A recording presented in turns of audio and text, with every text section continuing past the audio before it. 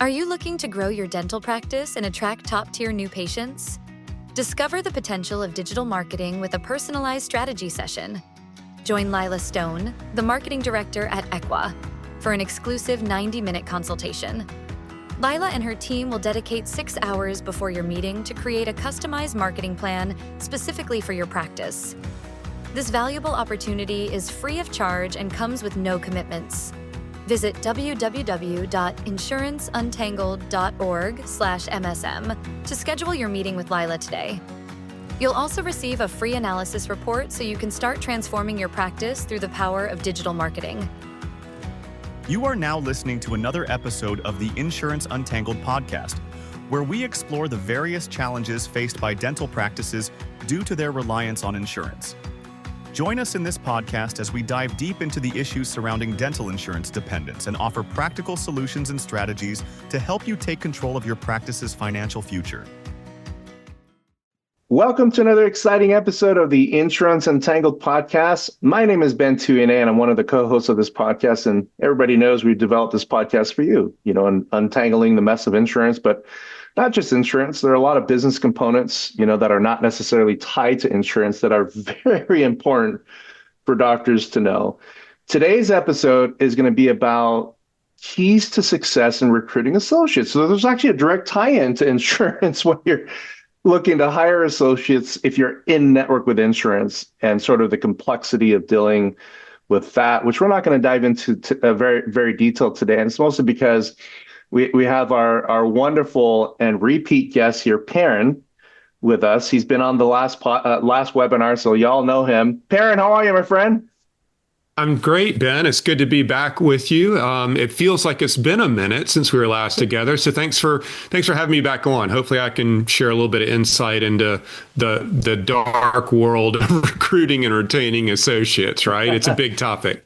Yeah, absolutely. And we appreciate you. And we have many more episodes that we'll do together, and just appreciate you being on the podcast. And I know for a fact the listeners appreciate you because I got a lot of comments about what you had to say in the last webinar, including the last couple of podcasts that we did together. So thank you, Perrin.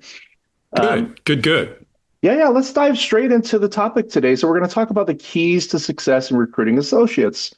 And I think this is a major pain point for dentists across the country, practice owners in particular, where there's a current theme of, I guess recidivism isn't the right word. It's sort of the revolving door, right, of associates that come into practice. A lot of times they don't stay very long, and there are reasons for that, And so the purpose of today's discussion is sort of to open up at least a new, fresh, and amazing perspective on how to recruit these associates, but how to retain them, right?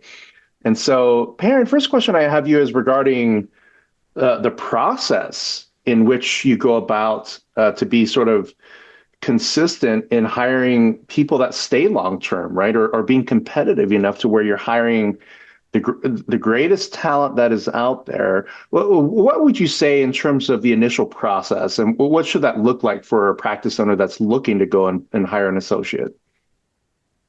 Yeah, I mean, it's all jokes aside, and this, you and I could probably talk for 3 or 4 hours long on this topic, because it is one that I find it should have a lot of depth to it. But unfortunately, there are far too many people that approach recruiting from a reactive posture. So let me just start with kind of the mindset behind recruiting. And I think we might have talked in a prior episode that I ran 3 different businesses for Patterson Dental Supply over a 15-year career there, and I recruited a heck of a lot of people into that organization, and I learned a lot about recruiting at a very early age. And I built a recruiting process for me in terms of recruiting people into that organization that generated a lot of fruit and was very effective over time. And so the first thing I would tell you is, for people in the audience who are thinking about or needing to bring an associate into their business, in a growing business and a successful business, whether it's growing in terms of headcount, number of days and hours availability and all that, or a number of locations, if yours is a growing business, you have to understand that as the leader and owner of that business, you are in the talent management business. All right. A growing business is always looking to attract higher caliber talent moving forward. It could be that it's a +1 head count, meaning that you maybe expanded the facility and added some more chairs and days and hours, and you're accommodating growth by this hire. It could be that one of your associates was not performing at the level that you needed him or her to, and you need to replace them, or God forbid, you have been presented with a short-term letter of short-term resignation, even though your contract says you got to give me 90 days notice, right? And if we are in a reactive posture about filling a hole, now we're simply looking for a warm body to fill the slot. And in today's world, that's a terrible position to put yourself in. So what I would say about a recruiting process is as follows. One, you have to be in the discipline of commitment to always upgrade the talent level and always seek new talent to add to your organization. How do we do that? Once again, if we are reacting to fill an opening or fill a hole, we're probably working with a recruiter who has a list of available candidates that are ready to interview within the next week or so, or something like that. Well, if a candidate's working with a recruiter, that probably means they don't have a job. Mm-hmm. And they may not have a job for a very legitimate reason. Now, I'm not saying don't work with dentist recruiters, but don't let that be the only tool in your toolbox, right? I mean, they are one of many, and they are an option to filling the opening. Really, in today's world, you have a lot of advantages and a lot of opportunities going for you. One, probably everyone in our audience is surrounded by enterprise level private equity backed DSOs, right? And some of them are name brand forward, some of them are behind the scenes, but due to the proliferation of enterprise level private equity backed DSOs, there are a lot of them in and around our environment, our local geography. We know that they recruit in every single dental school in the entire United States. They are a recruiting machine. This is what the future of their business is based on, because they intend to turn over a lot of their young associates. Right. In a short period of time. Now, I'm not going to go off on a soapbox on why that is or anything like that, but the likelihood is if you have private equity-backed competitors in and around your general marketplace or geography, it's probably not hard to ascertain who the young associates are who are working for those group practices, right?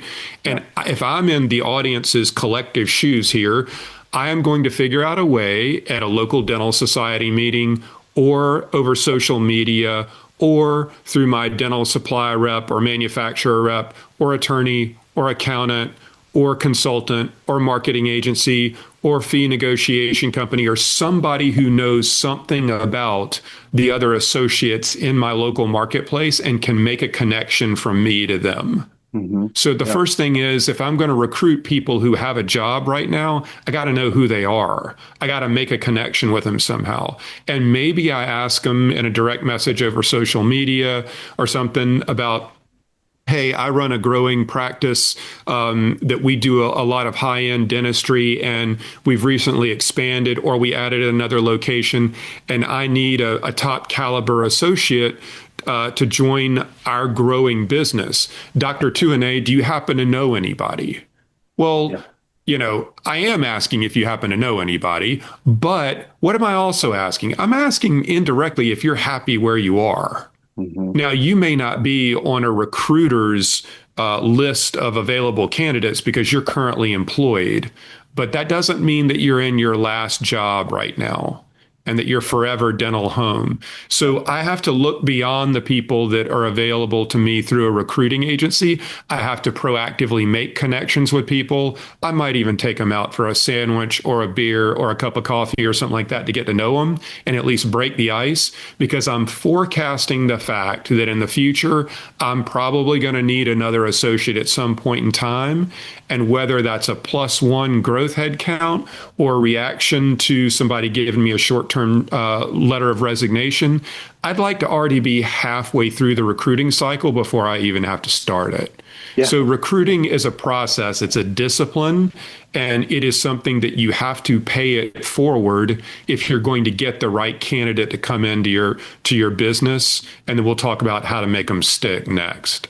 Yeah, I love that. I think, I was thinking about how I got recruited into dentistry, and you reminded me of that. Is I was recruited into dentistry because the headhunter for this DSO was a networker, and he just so happened to be one of my friends, And I was happily employed at the time, and I was making way more money than these guys could afford anyway, But just entertaining that meeting opened up a new world to me, that I didn't have to be on a plane 6 to 8 times a week, and I didn't have to travel. I could settle down and start a family if I wanted to. And that was very attractive to me. But you don't know about these opportunities as an actively employed individual. There's always that temptation that the grass is greener on the other side. But you never know what's in the mindset of professionals that are currently employed, is that when you talk to them, sometimes you find that your philosophies might align more with theirs compared to where they're currently working. So I like what you mentioned about that, because I'm a product of that, Perrin. I'm a product of being employed, not necessarily looking around for a new job, but then accepting a career in dentistry from the beginning, which ended up being great for that group. But it also has been amazing for me, because my career has been, I wouldn't change anything about how I got into dentistry. And it speaks to that same process, that constant recruiting process that you mentioned.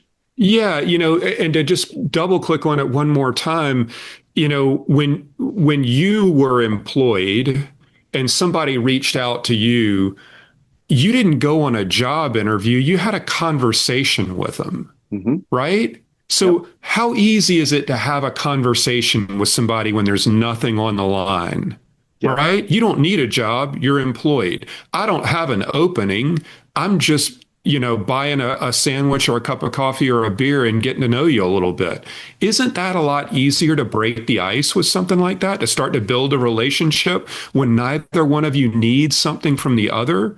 But once you start doing that, now when the game changes for me and I have an opening, I already know 6 or 8 people that I've talked to up to this point. And maybe out of those 8 people I talked to, 3 of them wouldn't be good fits. But I found that out early on.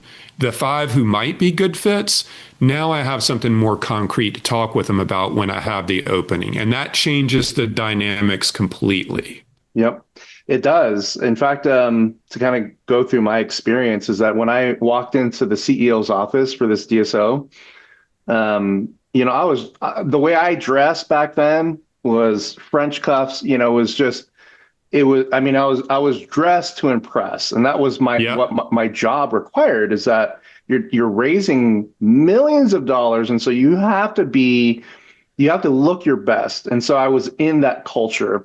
And when I showed up for this, well, it wasn't a job interview. In fact, they said, just come in and meet with the CEO. And you're exactly right. Let's just have a conversation. He might want to pick your brain, but he just wants to network with high net worth individuals and business people, And the first thing he did, he shook my hand, kind of pulled me in towards him a little bit. He looked me square in the eyes and said, "Man, you look like $1 million, and you feel like $1 million. Your shake is $1 million." He gave me all these compliments that won me over. It's like, I like this guy already, And so it goes both ways, to where, you're networking with people, but when you have those people come into your office, as a business owner, you have to be in alignment with what they want. Yeah. So, but you don't know that unless you network with enough people. It's a numbers game. That's right. And if you're only interviewing people, and when you're interviewing people and you're interviewing from a point of need, the only thing you're thinking about is how quickly can I get this person employed so that they can fill the schedule and I can keep moving on. Like, that's desperation. That's a terrible corner to paint yourself into. On the other hand, like your experience with that CEO, you sat there and you probably thought to yourself, I can see myself working for this guy at some point. You know, I mean, that's a totally different approach to recruiting.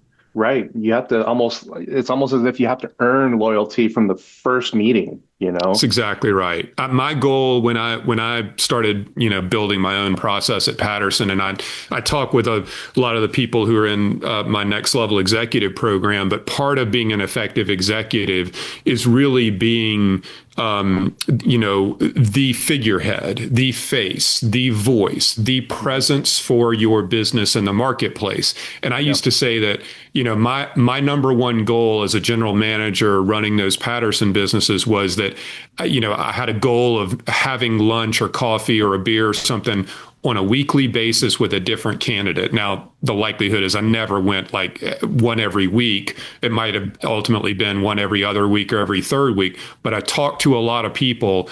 And after talking with them, I wanted all of them to die trying to get a job at Patterson. Like, that was my goal. I wanted to project an image for the company and for the business that I was running that candidate said, man, when Perrin gets an opening, I'm blowing down the front door to get a job with that guy. That's where I want to be, you know, and you're never 100% successful, but good grief, if you run 1 out of 2, then you're doing something right, man. Oh, yeah.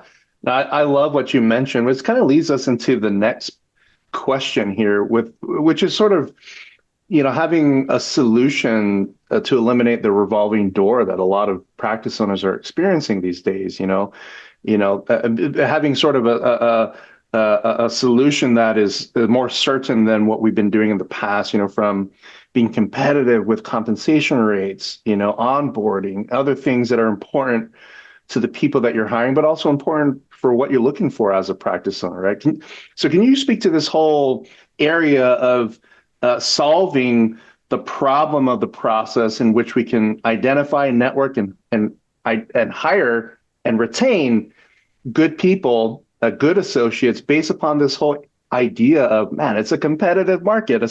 People that are working for dental practice have a lot of options. How do you compete in this environment? Yeah. So again, it's a little bit mindset, and for the people that I get to work with, they probably get sick of hearing me say this, but this is another case in point where we have to quit thinking like a clinician who owns a practice, and we have to start thinking like an entrepreneur who owns a business. All right. Now, those are not the same thing, but when you're recruiting, and you have the opportunity to bring in top talent, it's less about you and it's more about them. And I like to tell people that, we need to solve for certainty. We need to solve for certainty. So what does that mean? Well, in the minds of the prospective associate, the applicant, if you will, what are they looking for? Well, this is probably maybe it's their first job right out of dental school or residency. Maybe they've worked for a DSO for a year or two, and this is their first real private practice opportunity beyond the world of corporate dentistry. But they're probably paying down a lot of student loans. They're probably in the process of getting married, starting a family, buying their first home, replacing an old car, having their first child, like all of that kind of stuff. And they're all income driven. There is nothing wrong with that. The problem is when you're thinking like a clinician who owns a practice, you're probably going to get caught in what I call dueling compensation rates. All right. Yeah. So Dr. Perrin DesPortes is presenting an offer for 30% of collections, and Dr. Ben Tuinei is presenting an offer for 35% of collections. Well, which are you going to take? Well, I'm going to take Dr. Tuinei's offer because his is a higher compensation rate. Well, percent of what?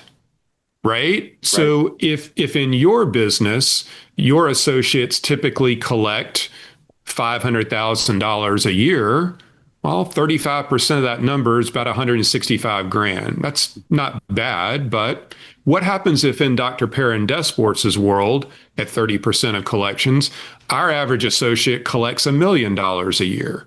Well, that's a substantial difference, right? So my first piece of advice to the audience here is we don't want to get caught in what I call dueling compensation rates because it doesn't tell the whole story. The associate can't spend a compensation rate. They can spend income. Income is a function of the compensation rate and their productivity ultimately. So if yours is a business where you have a track record of success or even a reasonable projection, and you want to say, we pay, our clinical compensation rate is 30% of your individual collections, and we would expect you to generate $700,000 in your first year, $800,000 in your second, and $950,000 in your third year. And here's some blanked out W-2s from people who've joined our team over the last 5 or 6 years and the money that they made in year 1, year 2, and year 3. Now I'm starting to create confidence in the mind of the applicant, the associate, and I am substantiating it with a track record of proven performance.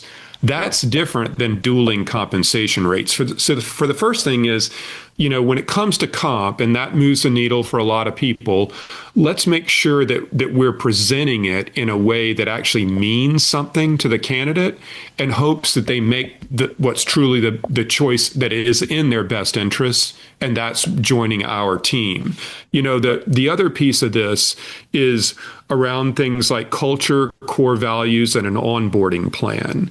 And today's, Gen Y or Gen Z or whatever it's called, I guess, Gen Z, they are really core values or values driven and culture oriented. I'm Gen X, I'm 54. Most businesses didn't have core values and culture and all that back when I was entering the workforce. And, so it wasn't part of my decision criteria. Well, it is now. And if yours is a culture-driven business and makes decisions around the core values of the business, you owe it to yourself to promote that to them in the interview process. Because whether or not they come out and ask it, they are thinking about it. So if it doesn't matter to you, don't think it's going to matter to them. All right. So you really need to be, you need to be tactical about the way you present that. And the last thing I would say is, again, this kind of goes back to maybe this is their first real job out of dental school or residency, or it could be a failed associateship or something in corporate dentistry where they were just a cog in a wheel or a number on a board type thing. People want to fit in. We want to join a business that is successful. We want to join a business that we feel like we're going to be a contributing part of it. And we want to feel like we're being surrounded by high quality teammates that allow us to play the game at a higher level. And if what I just described is your business, then put it down on paper and show what the onboarding plan is that I'm going to go through in the next 90 days. And tell me about the teammates you're surrounding me with and how much time and tenure they've had in your business and how they're going to tee me up for success. All of that matters from a cohesion standpoint, and fitting into a top tier, high performing team surrounded by A players is a really, really compelling differentiation. Because I got to tell you, most practices, the stuff that I'm describing right now, most practices don't do it. So if you take the time to document it and put it in front of them, you're going to raise the bar for the caliber that is your business against your peers. I love it. I love it there, Perrin. So those are really amazing insights there, Perrin. I mean, there's so many things I'm thinking about as like just thinking about my dental career and how your processes are. I don't know if the CEO intentionally followed something similar to what you're recommending, but it works. I came into dentistry taking a pay cut, but knowing full well that there's a perk available that I don't have to travel a whole lot. I can work 8 hours and go home rather than working the average of 16 hours because I was working weekends with that past job. But, and everything tended to work out just fine. But I felt, a great level of loyalty to the CEO the minute I met him, and then compensation and the competitiveness of onboarding me as an employee. I will tell you, when you hit that, when you at least do that the right way, it just makes it so much more pleasant for a high earner, like somebody that you want to come and work with you, that aligns with you to do that. So kind of pivoting here, Perrin, when associate doctors these days shop around for a new place to go to, you have a lot of DSOs that offer mentorship programs and doctor development programs, such as a promise for continuing education and all that, which is for those right out of dental school is very attractive, because you're going to get mentors that are going to help you build your skills to be competitive. What do you have to say in sort of the smaller dental, like the smaller doctor, when I should maybe say solo practitioner community, that are constantly looking for associates? What should those practice owners be thinking about in terms of this concept of doctor development and mentors? Yeah, it's a really good question, Ben, and one that once again, I don't think that the people who are doing the hiring in an emerging group or in a solo practice give enough attention to. So a couple of things, most of the enterprise level DSOs do have some type of doctor development plan, and they do promote it as a reason to join that team. And for the young associate coming in, the likelihood is their clinical skills coming out of school or even residency are, I'd say, maybe marginal at best, but their clinical confidence isn't that high. And clinical confidence can be diagnosis. It can be the clinical application of whatever the treatment itself is. It could be case presentation. Mm-hmm. It could be all of the above. And usually it is, right? And so when they join a DSO, they're looking for repetitions. They're looking for at-bats. They're looking to create some greater level of competency and confidence around what they've studied most of their lives to become at that point. When we have the opportunity to bring a candidate into our business, we have to think, how can we take somebody who's got a good attitude, who's motivated, and how can we unlock their greatest level of potential? I like to believe that the people who go to dental school are, a cut above, honestly. You got to be really bright to get into dental school, and you got to have good grades, and it's super competitive. So these are motivated and bright young people that get into dental school. That's the first thing, the best of the best, if you will. But they don't come out knowing everything about it. They do come out with an aspirational mindset to be a master at their craft.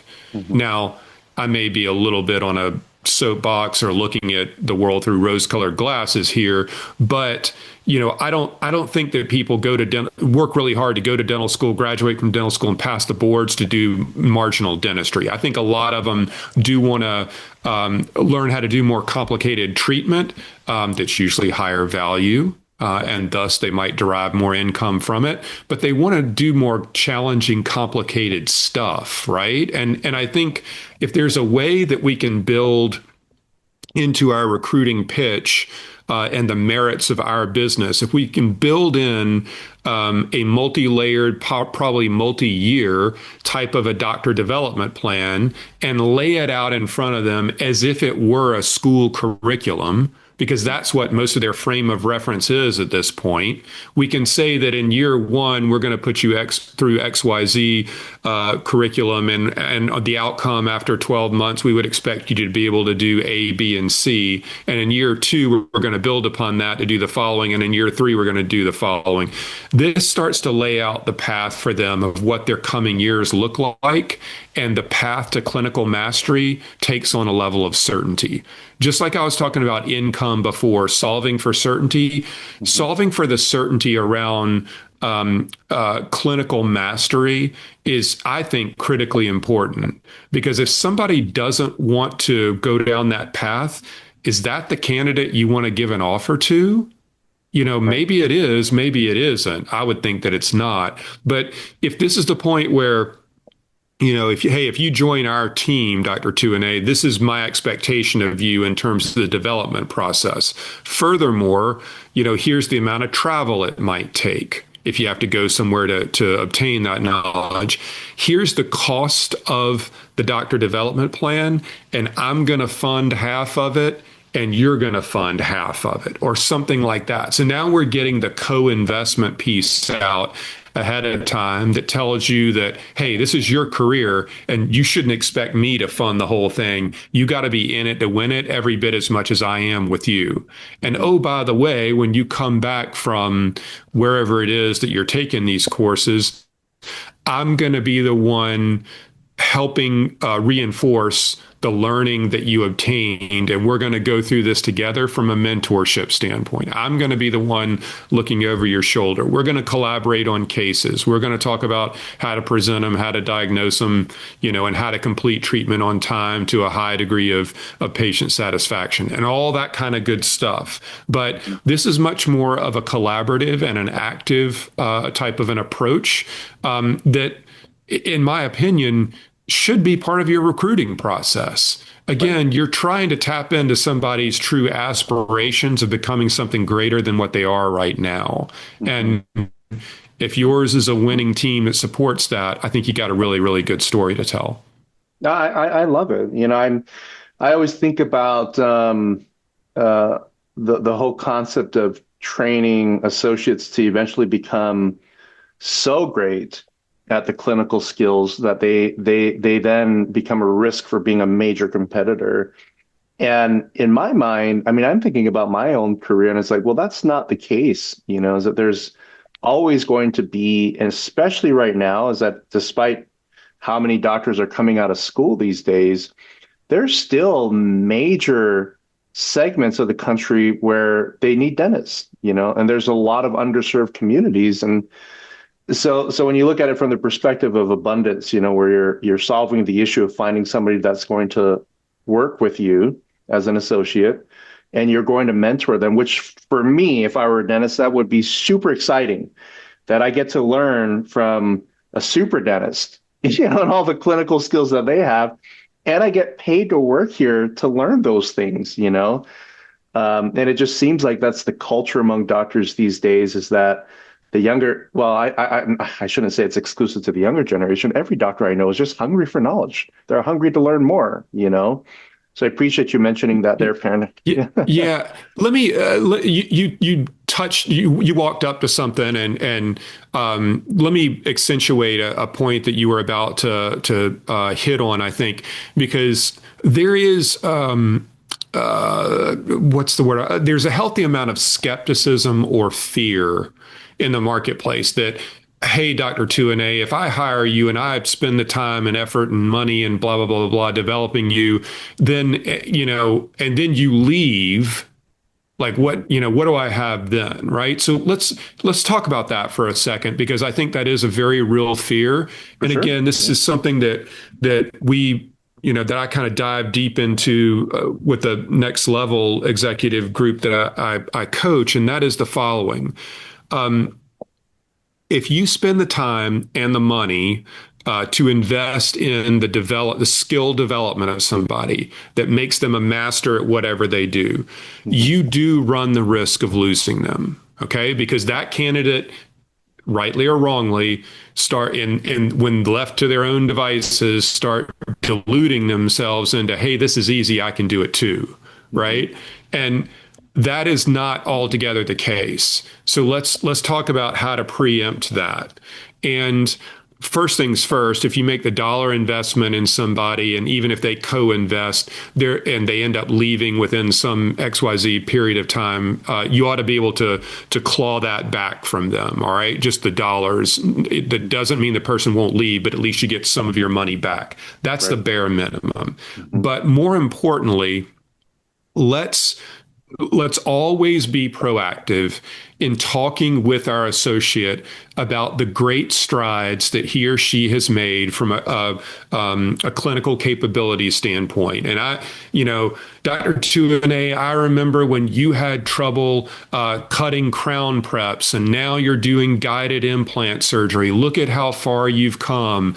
Let's reinforce the positive outcomes for sure, but let's also talk about the fact that, the other thing is, I'm thrilled that we have the marketing engine on the front end of our business that produces the level of new patients that allows you to do that number of guided implant surgeries on a monthly basis. It's taken me so many years to build, the marketing, the treatment, the verbiage, the case presentation, the financing arrangements, whatever else it may be, that help the patient get in the front doors, and once it's diagnosed, help get them to say yes. Now, your associate does the work. Let's give him or her credit for that. But they don't do the work in isolation. There's a lot that goes on around them from a front end part of the business itself that creates the playing field. And then you surround them with the most capable dental assistants and treatment coordinators and people that can present financing in a way, and all that other kind of stuff, in addition to the fact that you're able to mentor them, that allows them to be the master at their craft on the playing field when the stage is the brightest. Yeah. And if that is the case, it is an indirect way of you saying, can you do this on your own? Yeah. But you're not taking any of my team with you, and it's going to take you a heck of a long time to build the front end of the business that allows you to get back to that point. So aren't you better off being a high performer on an A team than trying to do it on your own? Yeah, I love that you mentioned that, because that's my philosophy exactly, is people can become competitors, and I've trained people that are now my competitors, and I'm totally okay with that, because they don't have the support cast that we do, so their delivery is not anywhere close to what it was when they worked here. You know what I mean? Yeah. But you know what? But I like how you think about that, because in the end, you're totally right, is that so many people that learn from great mentors end up burning their mentor, thinking that they're burning their mentors intentionally or unintentionally, or feeling bad about the fact that they want to go and spread their own wings. But almost everybody that I talk to in those situations, they agree with you, is that they try to do it on their own, and they realize how foolish they were abandoning a great situation and cutting off that learning process, because they don't have it the way that it used to be, because you're missing out on, two-thirds of the business setup that's required to make an efficient practice and efficient process, no matter what extensive procedure you're trying to do, the marketing side and all that stuff, so I appreciate you mentioning that, because I think in this day and age, it's interesting that the culture for competitive capitalistic markets these days is what's in it for me, Yeah. And I think we need to be more of a mindset of what's in it for us together. You know what I mean? And success is usually a lot less about the individual and a lot more about the team. Now, we don't like to admit that, because we celebrate, individuals for the success they create. And look, if you're Tiger Woods, then you were, on a level that no one arguably has ever touched. Right. But if you're Tom Brady, you had the surrounding cast. You had a great defense. You had a good offensive line. You had great skill players, wonderful coaching, and there was all of it, right? And Tom Brady would tell you that he was an incredibly accomplished athlete and a truly great quarterback, but he didn't do it on his own. He had the team around him. That, in our world of clinical dentistry and high-flying associates, that is the model. It's up to us as business owners to reinforce the collective success, not allow the prima donna to assume that he or she is better than everybody else, and that we're all indirectly working for them. That's not the case. If that is the case, you need to get them off your team anyway. Yeah, I love it. I love it there. Well, Perrin, I know that we're getting kind of getting close to wrapping up here, and gosh, we could talk about these things. I mean, every time you say something, like I'm thinking about something new, but we won't go down those tangents in my mind. I want to honor you with doing most of the talking here. The last question I have is regarding the options for associates. Do you want, if presented, what are your thoughts about when associates are offered buy-in ownership versus earn-in ownership? Yeah. So, I think if you do have a high performing associate or associates, I do think it's prudent to be thinking of ownership and partnership along the way. And, depending upon how valuable your business is, you could end up with several different methodologies. And I used to give presentations on this that would go, 90 minutes in length. So I'm going to keep it really, really brief here. But, if yours is a solo practice, the likelihood is a traditional buy-in is going to be the right vehicle to creating stability and rewarding the associate with a seat at the table and some level of ownership in the business. If you are going to afford them the opportunity to buy in, my advice would be have them buy in at somewhere between 20 and 40% of the value of the business to start. Mm-hmm. The reason for that is, well, there are a lot of reasons for that. But first and foremost, you would like, as the founder, you would like to maintain voting control in almost every instance that you possibly can. And an 80% ownership stake will allow you full voting control on anything that requires a simple majority, meaning 51%, or what's known as a supermajority vote, which is usually somewhere between about 2/3 and 80%. So a 20% buy-in allows you to keep outright control of the business. It also allows you to have further tranches of equity that you could sell this associate, upon subsequent years, or possibly another associate an equal tranche down the road too. So you're kind of protecting your ability to control the entity for the risk that you took originally to start it. Ultimately, this is going to be a vehicle to buy you out once it's time for you to transition out of the business and retire. On the other hand, if yours is a large footprint solo practice, think like 20 ops under one roof or something like that. I kind of think of that as like a small group practice. Even though it's one location, it tends to have a higher valuation and a more dynamics that are akin to a 3 to 5 location group. You probably have multiple associate candidates and a buy-in structure could be appropriate. The likelihood is that it's going to be a smaller percentage because they're not going to qualify for as much of a loan from a bank. So if your business values at 10%, at $10 million and you want them to only be a 10% owner, that's $1 million loan.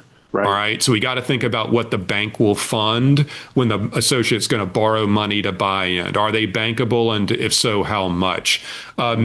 You also, in a group practice, you also have the opportunity to create earn-in structures, which are more akin to something that I had when I worked for Patterson.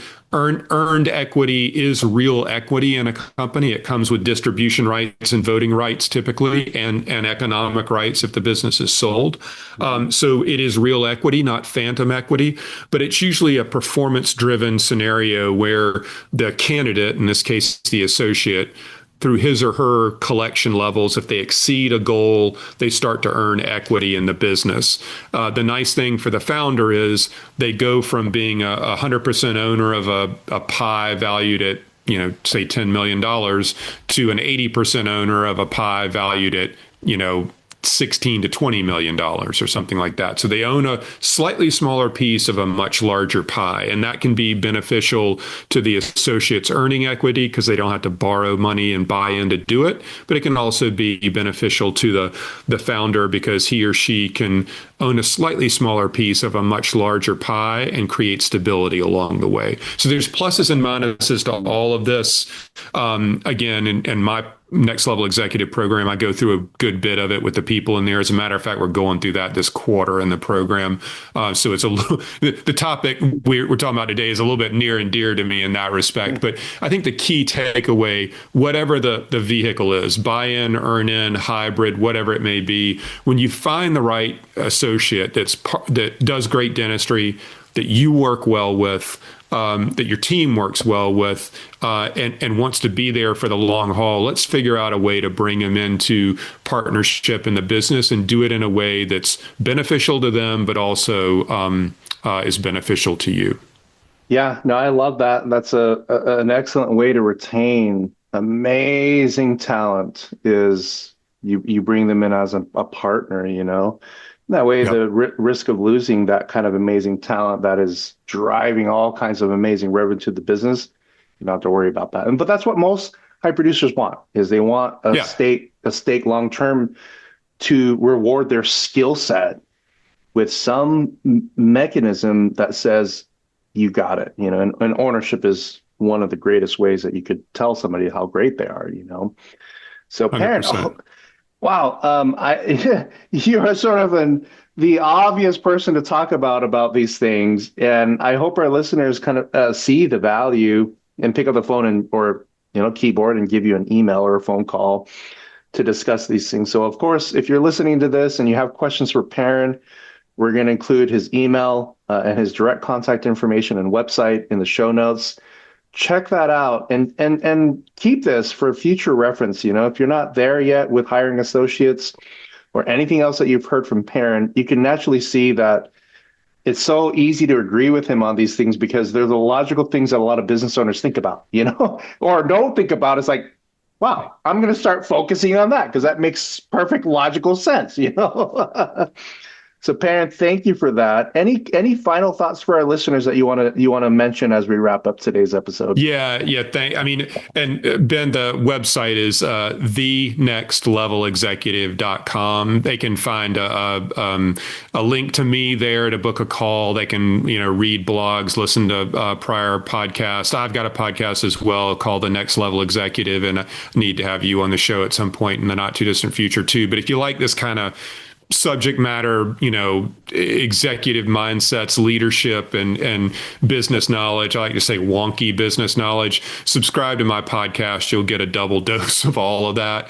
But hopefully a lot of what we talked about today reverberates with your audience, and I hope that they find some value in it. And if you want a deeper dive, you can find me on any of that I mentioned before. Well, I take calls on almost a daily basis, I feel like, from people. So don't be shy about reaching out if there's something I can help with. Oh, yeah. Perrin's definitely, in my opinion, one of the leading experts in these subjects. So give him some love there. Reach out to him. And of course, I'm going to subscribe to your podcast for sure. And you're not already, Ben? Good Lord. I mean, come on. I'm going to, part of my apology for my lateness is I'll repurpose a lot of your episodes on our stuff too. So. Oh, there you go. I'll grant you that, my friend. I'll grant you that. Thank you for that. Seriously. That's great. Thank you so much, Perrin. And to our listeners, I want to thank you again for joining us today on another amazing episode of the Insurance Untangled podcast. Check out insuranceuNtangled.com, not only just for this episode, but other episodes, as well as future webinars and perks that we're going to be issuing out to listeners. Just a thank you for your loyalty and for your patronage and tuning in. Until we meet next time, we wish all of you the best of success. Take care, everybody.